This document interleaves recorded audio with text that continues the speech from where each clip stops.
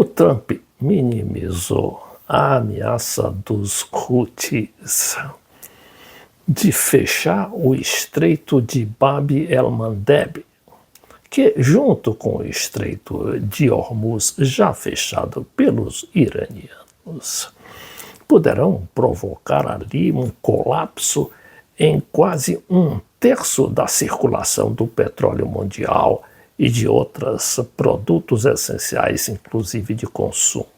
O Trump talvez tenha razão. Essa pergunta é por que partiu do governo dos Estados Unidos. Não se sabe se foi da Casa Branca.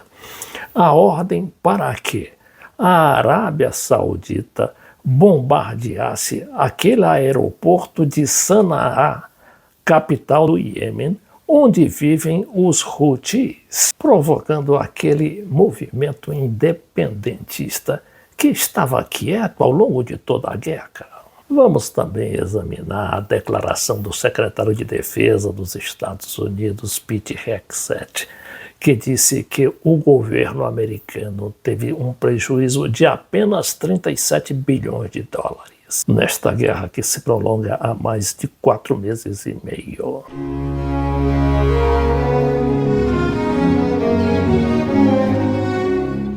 Eu começo com essa reportagem da BBC. Ela está em inglês, mas está traduzida automaticamente aqui. Essas traduções, a gente sabe que elas às vezes têm problema, mas eu vou intervir no momento em que eu encontrar algum erro de interpretação. Saudis and perhaps the Americans. We've had no problem with the Houthis. They've had no problem with us for a long period of time, including during this conflict. I think that if there is something like that, we'll just have to take care of business. Então, ele diz, não é, que ele não tem problema com o Houthis nessa guerra, né, nessa fase agora da guerra, porque em 23 e 24 o próprio Trump mandou bombardear os Houthis. Mas fizeram ali um entendimento, não sei como, e que ficou todo mundo quieto. Ficou a Arábia Saudita quieta e ficaram também os Houthis, que combatem ferozmente o regime de Riad, que é a capital da Arábia Saudita.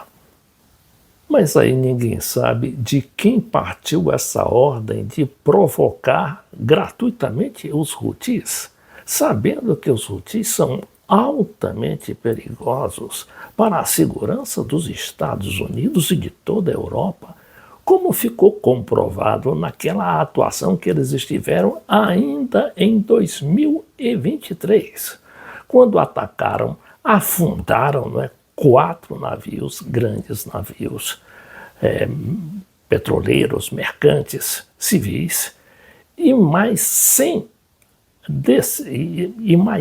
outros navios, grandes navios também, foram atingidos por aqueles seus mísseis, que eles dizem ser até hipersônicos.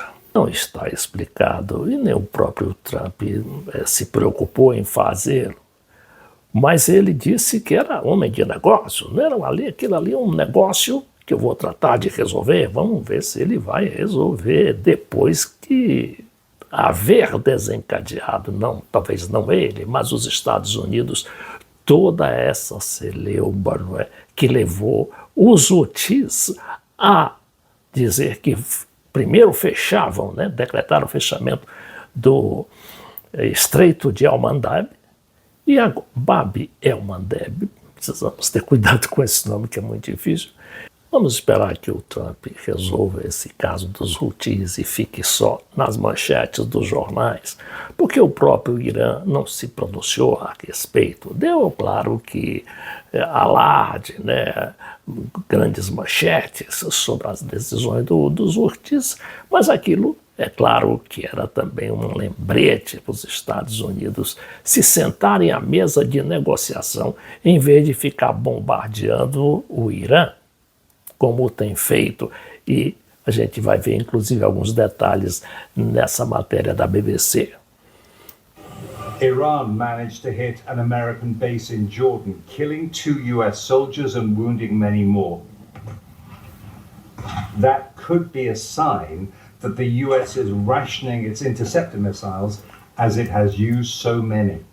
Isso aqui é outro problema dos Estados Unidos, né? Ele fala aqui no racionamento do uso de interceptores. O que é isso?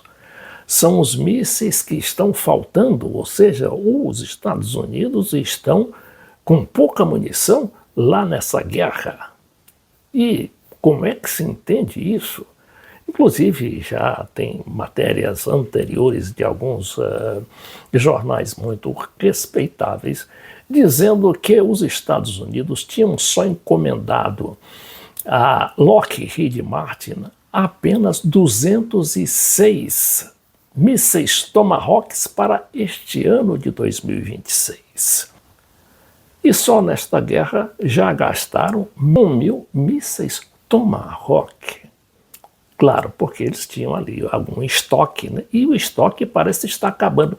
Tanto é que, ao racionar esses mísseis na Jordânia, houve lá uma precipitação, né? Ninguém esperava, daquele ataque do Irã, que arrasou em grande parte a base, uma das bases lá na Jordânia, bases americanas, altamente sofisticadas, e que deixaram também os israelenses, que ficam ali do lado da fronteira, né, muito vulneráveis. Não obstante, apesar de sua pouca munição, os Estados Unidos são muito poderosos em outras armas também.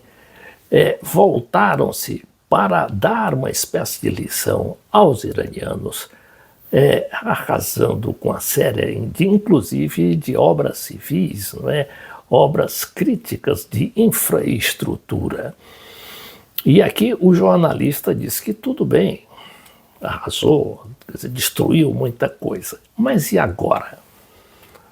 Pergunta esse jornalista aqui, o David Bowen, que é o principal correspondente da BBC de Londres.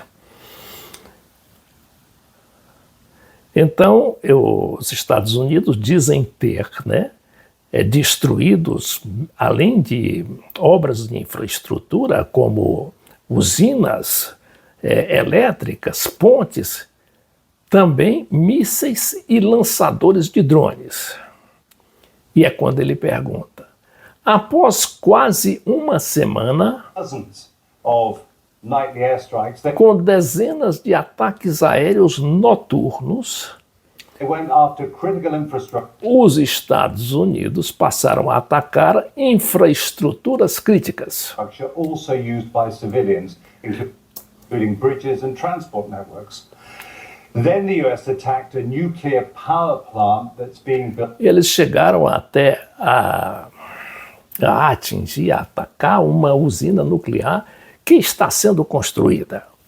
And in the last few days, the attacks have gone deeper inland, including military bases near Tehran for the first time during this renewed offensive. Now, President Trump says the next target could be picked. E aí, em cima de tudo isso, veio o Trump dizer que o próximo alvo pode ser a montanha Mountain near a montanha da picareta, que os americanos chamam de Pickaxes,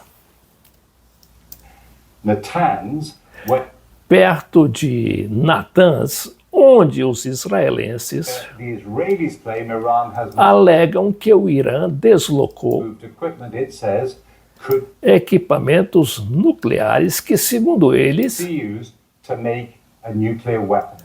poderiam ser usados para fabricar uma arma nuclear. There is no sign that the new airstrikes will bring the Americans any closer to victory.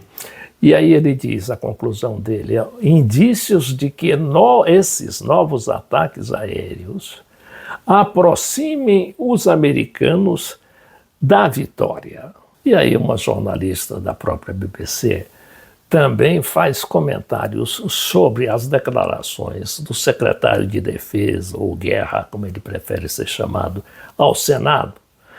Ele foi ao Senado americano para pedir uma ajuda de 80 bilhões de dólares para justamente suprir, não é, o dinheiro gasto que ele diz ter sido apenas 37 bilhões.